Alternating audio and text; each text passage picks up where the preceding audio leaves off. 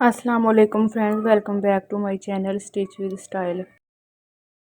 Viewers, कैसे हैं आप सब? उम्मीद है आप सब खैरियत से होंगे। तो आज हम आपको एक बेबी फ्रॉक रेडी करना सिखाएंगे। ये बहुत सिंपल और इसकी इजी कटिंग है। ये राउंड शेप में मैंने इसकी कटिंग की है। इसके लिए मैंने ये कपड़ा लिया है, तो ये स्क्वायर शेप में कपड़ा है।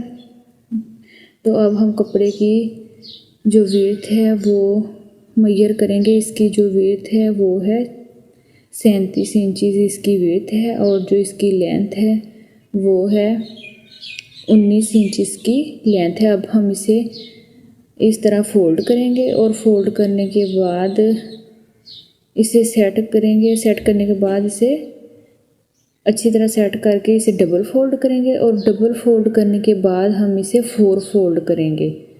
4 फोल्ड करने के बाद ये बंद लेयर्स इसकी इस साइड पे हैं। अब हम इसकी पैमाइश करेंगे। तो बंद लेयर्स की जो हमारे पास पैमाइश है वो दोनों तरफ से सेम है, 9-9 इंच दोनों तरफ से है। तो यहाँ से हम लाइन ड्रा करेंगे। अब 9 इंच के फासले पर हम निशान लगाना स्टार्ट करेंगे यहाँ से। तो इस तरह हम 9-9 इंच के फासले पर निशान ड्रा करेंगे।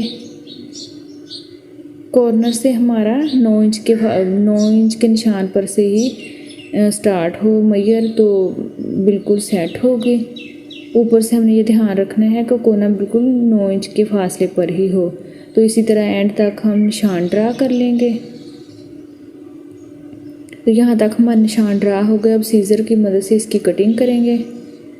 राउंड शेप में ही इसकी कटिंग करेंगे, और ये सारे जो हमने फ़्रॉक रेडी करनी है वो ओनली राउंड शेप में ही ये राउंड शेप में हमारे पास कपड़ा आ गया है। सर्कल बिल्कुल हमने सर्कल काट लिया है।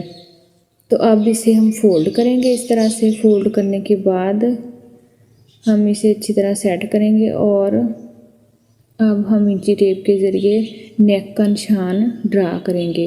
तो ये 2 इंच के फासले पर हमने चौड़ाई का निशान लगाया है, और जो इसकी गहराई है वो हमने 3 इंच के फासले पर गहराई का निशान लगाया है। अब इसे इस तरह से थोड़ा राउंड करेंगे। ये निशान ड्रा हो चुका है। बिल्कुल हमने राउंड शेप देनी है इसे। तो राउंड शेप देने के बाद हम इसके शोल्डर का निशान ड्रा करेंगे। तो शोल्डर का निशान होगा 3 इंच के फासले पर। अब हमने आर्म होल का निशान यहाँ पर लगाना है। तो आर्म होल की पैमाइश करेंगे। तो आर्म होल का हम 5 इंच के फासले पर निशान लगाएंगे। तो इस तरह निशान लगाने के बाद यहाँ से जैसे आर्म होल के लिए हम थोड़ा गोल निशान ड्रा करते हैं वैसे करेंगे। ये निशान ड्रा हो गया। अब सीज़र की हेल्प से कटिंग स्टार्ट करेंगे।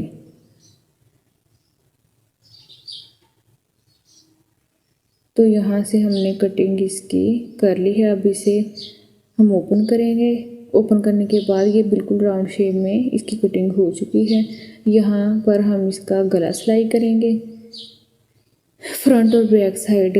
तो ये हमने पाइपिंग की शेप में नीचे हमने कपड़ा लगा देना है, और ये जो शोल्डर है दोनों तरफ से इसी तरह हमने बारीक बारीक मोड़ देने हैं, और शोल्डर की सिलाई भी हमने लगा देनी है। तो ये शोल्डर की सिलाई भी लग चुकी है, और हमने इसके शोल्डर भी मोड़ दिए हैं। अब हम इसे इस तरह से बंद करेंगे, और करने के बाद 6 इंच के फासले पर हम निशान ड्रा करेंगे। शोल्डर पर हमने शोल्डर से स्टार्ट करना है, और 6 इंच के फासले पर हमने निशान लगाना है, 6 इंच के फासले पर। तो अब करना ये है कि दोनों साइड से हमने 3-3 इंच का फासला रखना है। 3 इंच का इस साइड से भी, और इस साइड से भी हमने 3 इंच पर निशान लगाना है। यहाँ पर निशान 3 इंच के फासले पर लगाया है। तो अब स्केल की मदद से इसे आपस में मिला देना है दोनों निशानों को। तो ये एक लाइन ड्रा हो गई है। और इसी तरह सेम बैक साइड पर भी हमने 6 इंच के फासले पर निशान लगाना है, दूसरी साइड पर भी, और दोनों साइडों से 3-3 इंच का हमने गैप छोड़ना है, 3 इंच का। और सेम इसी तरह इस साइड से भी हमने 3 इंच का ही गैप छोड़ना है। तो यहाँ से स्केल की मदद से अब इसे मिला लेंगे और लाइन ड्रा करेंगे। तो ये लाइन ड्रा हो चुकी है। अब करना ये है, हमने ये इलास्टिक ली है, ये 9 इंच का एक टुकड़ा है और 9 इंच का ही दूसरा टुकड़ा है। तो ये दोनों पीसेस 9-9 इंच के हैं। अब एक पीस को एक साइड पर इस तरह से हमने स्टिच के ज़रिए इसे चुनट्स डाल देने हैं वन साइड पर, और सेकंड साइड पर भी हमने सेम उसी तरह स्टिचिंग के ज़रिए चुनट्स डाल देने हैं यहाँ पर। तो इलास्टिक से चुनट्स डाल लिए हैं दोनों साइडों पर, यहाँ पर भी। अब इसे खोल के सेट करना है और फ्रंट बैक साइड इसकी अभी तो सेम है बिल्कुल। तो यहाँ से हमने सेट करना है दोनों साइडों से। तो ये तकरीबन हाफ ये कंप्लीट हुई है अभी। बाकी इसकी स्टिचिंग, ये हमने एक स्ट्रिप ली है और दोनों साइडों से हमने इसे मोड़ लिया है, स्टिच के ज़रिए हमने इसे मोड़ लिया है। तो इसकी जो विड्थ है वो है 2 इंच इसकी विड्थ है इस पट्टी की। तो ये मैंने लॉन्ग पट्टी ली है ताकि इसकी यहाँ पर हम एक फ्रिल की शेप में पट्टी बना सकें।